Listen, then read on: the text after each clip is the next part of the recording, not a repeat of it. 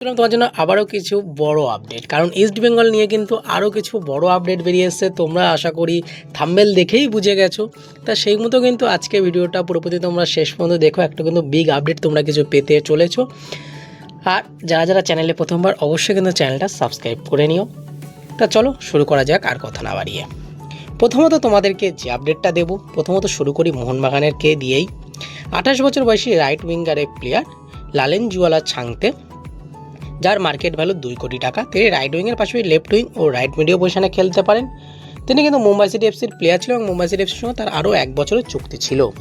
এবার এই প্লেয়ারটি কিন্তু ট্রান্সফার ফি দিয়ে মোহনবাগান তারা 3 বছরের চুক্তিতে কিন্তু সাইনিং কমপ্লিট করে নিয়েছে। শুধুমাত্র অফিসিয়াল অ্যানাউন্সমেন্টটা বাকি আছে। অফিসিয়াল অ্যানাউন্সমেন্টও খুব তাড়াতাড়ি কিন্তু আসতে চলেছে। এই লালেনজুয়ালা ছাংতে তাকে সই করিয়ে তারপরে এখন সবথেকে বড় বিষয় যে মানবীর সিং তাহলে কী হবে, মোহনবাগানের মানবীর সিংকে তাহলে বেঞ্চে বসবে, কারণ ছাং থেকে তো প্লেইং ইলেভেনে জায়গা দিতেই হবে। তিনি প্লেইং ইলেভেনে জায়গা পাওয়ার জন্যই মোহনবাগানে এসছে। যদি প্লেইং ইলেভেনে জায়গা না পেতো তাহলে তার সেই দলের ক্যাপ্টেন ছিল, সেই ক্যাপ্টেনশিপ ছেড়ে বা সেই দলে এত ভালো মর্যাদা পাওয়ার পরে সেই দল থেকে ছেড়ে তিনি মোহনবাগানে আসবে এমনি এমনি নয় বেঞ্চে বসার জন্য।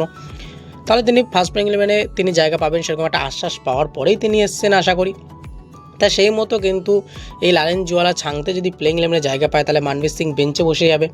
এবার মানবীর সিং কি চাইবে যে আমি বেঞ্চে বসেই সারাটা মরশুম কাটিয়ে দিই, সেটাও কিন্তু একটা দেখার বিষয় থাকবে। এবার মানবীর সিংয়ের সঙ্গে মাঝে করে একটা শোনা গেছিল যে সোয়াপ ডিল হতে পারে মুম্বাই সিটি এফসির সঙ্গে, সেটাও কিন্তু হয়নি। এছাড়া মানবীর সিংয়ের সঙ্গে আদার্স আরও ক্লাবের একটা যোগাযোগ চলছিল, সেটাও এখনও পর্যন্ত আর আপডেট বেরিয়ে আসছে না। তো সেটা দেখার বিষয় থাকবে মানবীর সিংয়ের শেষ পর্যন্ত ভবিষ্যৎ কী হয়, মানবীর সিং যে বেঞ্চে থাকে এই ছাংতের জন্য, সেটাও কিন্তু দেখার বিষয় থাকবে। এরপর আরও একটা আপডেট দিয়ে দিই মোহনবাগানকে নিয়ে, সেটা হলো গতকাল কিন্তু মোহনবাগানে মিগুয়েলের অ্যানাউন্সমেন্টটা হয়ে গেছে। এবার সেই অ্যানাউন্সমেন্টটা করতে গিয়েও তারা একটা ইস্ট বেঙ্গলের একটা খোঁচা দিয়েছে। আমি এইটুকুনি জিনিস ভেবে এখনও পর্যন্ত পাই না যে তারা যে কোনো অ্যানাউন্সমেন্ট করতে গেলেই কী কারণে ইস্ট বেঙ্গলকে খোঁচা দেয়। তাদের এই খোঁচা দেওয়ার স্বভাবটা কবে যাবে, বা তাদের যে কোনো কথার মধ্যেখানে ইস্ট বেঙ্গলের নামটা না ঢোকালে কি তাদের কোনোভাবেই কোনো কিছু সফলতা পায় না তারা, এরকমও কিন্তু একটা বিষয় থেকে যাচ্ছে। মানে এটা একটা হাস্যকর বিষয় হয়ে যাচ্ছে যে তারা যাই করুক তাতে ইস্ট বেঙ্গলের নাম কিন্তু তাদের তার মধ্যে আনতে লাগছে। কী কারণে কেন আমি জানি না, এখনও পর্যন্ত জানতে পারিনি, বা পরবর্তীতে কী করবে না করবে সেটা তারাই জানে।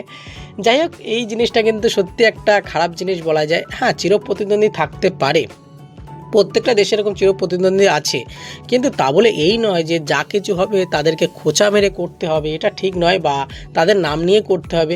আরও একটা জিনিস বলা যায়, এটা একটা ভালো জিনিস যে ইস্টবেঙ্গলের নাম না নিয়ে তারা কোনো কাজ করতে পারে না, এটাও কিন্তু একটা ভালো জিনিস।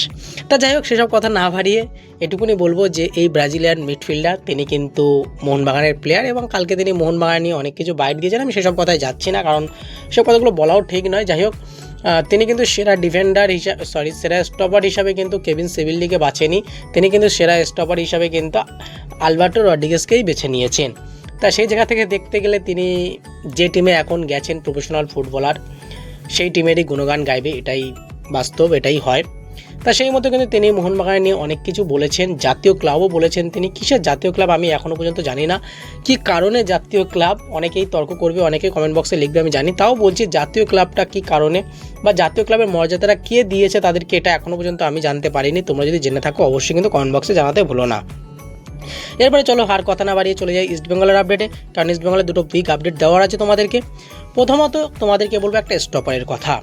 28 বছর বয়সী সেন্টার ব্যাকের প্লেয়ার গঞ্জালো মোটাসকে নিয়ে। এই গঞ্জালো মোটাস যিনি কিন্তু আর্জেন্টাইন সেন্টার ব্যাক, এবং তিনি কিন্তু বর্তমানে পুরোপুরিভাবে ফ্রি প্লেয়ার রয়েছে। প্লেয়ারটির মার্কেট ভ্যালু হচ্ছে 2.6 কোটি টাকা। এবার এই প্লেয়ারের সঙ্গে কিন্তু ইস্টবেঙ্গল একটা কথাবার্তা শুরু করেছে, প্রাথমিক পর্যায়ে কথাবার্তা চলছে। আমি কিন্তু বলছি না যে কথাবার্তা অনেক দূর এগিয়ে গেছে বা কিছু, এমন কিছু বলার এখনও কিন্তু সময় আসেনি। কিন্তু হ্যাঁ, তাকে একটা ইনকোয়ারি করেছিল, তার সঙ্গে প্রাথমিক পর্যায়ে একটা কথাবার্তা চালাচ্ছে। এখনও কিন্তু সেরকম পর্যায়ে যায়নি যে বলা যায় প্লেয়ারটির ডিল ডান বা কিছু, কিন্তু একটা ইনিশিয়াল টক তার সঙ্গে হয়েছে। তিনি টোটাল তার ক্লাব ক্যারিয়ারে 135টা ম্যাচ খেলেছেন, সেখানে 8টা গোলও করেছেন তিনি, এবং 2টো অ্যাসিস্টও করেছেন। তাহলে বুঝতে পারছো যে তার গোল করার দক্ষতাটাও কম বেশি একটু হলেও আছে। এবার এই স্টপারটার হাইটটাও মোটামুটি ভালো, 1.92 মিটার, হাইটটাও মোটামুটি ভালো। সেখান থেকে সেন্টার ব্যাকের যে হাইটটা দরকার সেই হাইটটা মোটামুটি আছে তার মধ্যে। যদি এই প্লেয়ারটিকে আনা হয়, আমি প্লেয়ারটির মোটামুটি কম বেশি ভিডিও দেখেছি, তা সেখান থেকে যদি আনা হয় প্লেয়ারটি কিন্তু ভালোই, আমি যতটুকু দেখে মনে করেছি প্লেয়ারটা কিন্তু খুবই ভালো একটা প্লেয়ার। ঠিক আছে, তিনি কিন্তু খুব ভালো মতো কভারিংও করতে পারবে অপোনেন্ট টিমের স্ট্রাইকার, অপোনেন্ট টিমের মাঝমাঠ থেকে যে বলগুলো আসবে থ্রু বল, সেগুলোকে কিন্তু তিনি রুখে দিতে পারবেন এবং এরিয়াল বল যেগুলো আসবে সেগুলোকেও আশা করি রুখে দিতে পারবে। এই গঞ্জালো মোটাসকে যতটুকু ভিডিও দেখেছি, আবারও বলছি, মোটামুটি ভালো লেগেছে। যদি শেষ পর্যন্ত তিনি ইস্টবেঙ্গলের সাইনিং করে, আশা করছি কিন্তু এটা একটা ভালো সাইনিং হতে পারে। এরপর চলে আসে আজকে শেষ আপডেট, সেটা হলো বন্ধুরা একটা সেন্টার ফরওয়ার্ডকে নিয়ে একটা আপডেট বেরিয়ে আসছে। সেই আপডেটটা 30 বছর বয়সী ক্রোয়েশিয়ার সেন্টার ফরওয়ার্ডের প্লেয়ার অ্যান্টোনিও মানসিকে নিয়ে। এই অ্যান্টোনিও মানসি যিনি কিন্তু গত মরশুমে কাতার সেকেন্ড ডিভিশন ক্লাব সালাল এফসিতে খেলছিলেন, তা সেখানটা কিন্তু তিনি মোটামুটি ভালোই পারফরমেন্স করেছেন এবং তার মার্কেট ভ্যালু কিন্তু 4 কোটি টাকা। এবার এই প্লেয়ারটি কিন্তু তার ক্লাব ক্যারিয়ারে টোটাল 341টা ম্যাচ খেলেছেন, সেখানে 118টা গোল করেছেন, 33টা অ্যাসিস্ট করেছেন। তাহলে বুঝতেই পারছো যে ওভারঅল তার পারফরমেন্স দেখতে গেলে কিন্তু ভালোই পারফরমেন্স আছে। এবং ওভারঅল পারফরমেন্স কথা যদি আমি বলতে চাই, প্রত্যেকটা ম্যাচে মোটামুটি তিনি গোল করছে না, তিনি কিন্তু ইম্প্যাক্ট ফেলে, অপোনেন্ট টিমের ডিফেন্সকে কিন্তু তিনি চুরমার করতে জানে এবং তিনি খুব ভালো মতো, আমি যতটুকু দেখেছি যে তোমার 2-3 জনকে ড্রিবলিং করে তিনি কীভাবে গোল করতে হয় সেই দক্ষতাটা আছে, তার নিজের একার দক্ষতায় তিনি গোল করার আর ক্ষমতাটা আছে। তার ভিডিও থেকে এইটুকুনি কিন্তু আমি ভালো মতোই বুঝতে পেরেছি। এছাড়া তার কাছে একটা কিন্তু তীব্র রান আছে, যে রানের জন্য কিন্তু অপোনেন্ট টিমের ডিফেন্ডাররা একটু হলেও ঘাবড়ে যায়। তা সেই জায়গা থেকে এই অ্যান্টোনিও মানসিকে যদি শেষ পর্যন্ত আনে, সেটাও কিন্তু ইস্টবেঙ্গলের জন্য একটা বড় সাইনিং হতে পারে।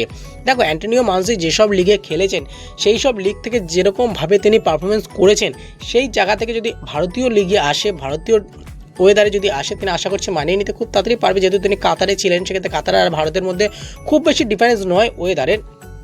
আর যাই হোক, এই প্লেয়ারটি অ্যান্টোনিও মানসি যদি ভারতে আসে, আশা করছি খুব ভালো পারফরমেন্স কিন্তু তিনি একটা দিতে পারবেন এবং আমাদের ইস্টবেঙ্গলের ক্ষেত্রে কিন্তু খুব একটা ভালো সাইনিং এটা হতে পারে। তোমরা আশা করি যদি কেউ একটু দেখতে চাও, ইউটিউবে গিয়ে তার ভিডিওগুলো দেখতে পারো, দেখতে পাবে খুব ভালো কিন্তু তার পায়ে স্কিল আছে, খুব ভালো মতো তিনি কিন্তু ড্রিবলিং করতে পারে, তার মধ্যে একটা তীব্র রান আছে এবং তিনি সবথেকে বেশি যেটা ভালো পারে সেটা হলো হেডে গোল করা, এটা কিন্তু তিনি খুব ভালো মতোই পারে। তাই সেই জায়গা থেকে এই অ্যান্টোনিও মানসিকে যদি শেষ পর্যন্ত আনতে পারে ইস্টবেঙ্গলের জন্য কিন্তু খুব ভালো একটা সাইনিং হতে পারে। তা তোমাদের কি মতামত তোমরা অবশ্যই কিন্তু কমেন্ট বক্সে জানাতে ভুলো না। আর অবশ্যই কিন্তু চ্যানেলটা সাবস্ক্রাইব করে পাশে থাকা বেল আইকনটি ক্লিক করে নিও। আর লাইক কমেন্ট শেয়ার করতে একদমই ভুলো না। আর যারা এখনও ফেসবুক ও হোয়াটসঅ্যাপ পেজে ফলো করোনি, কী কারণে ওয়েট করছো, অবশ্যই ফলো করে নাও। আমি কিন্তু ডিসক্রিপশানে তোমাদের দুটো পেজেরই লিঙ্ক দিয়ে দিচ্ছি। ধন্যবাদ বন্ধুরা, ভালো থেকো, সুস্থ থেকো।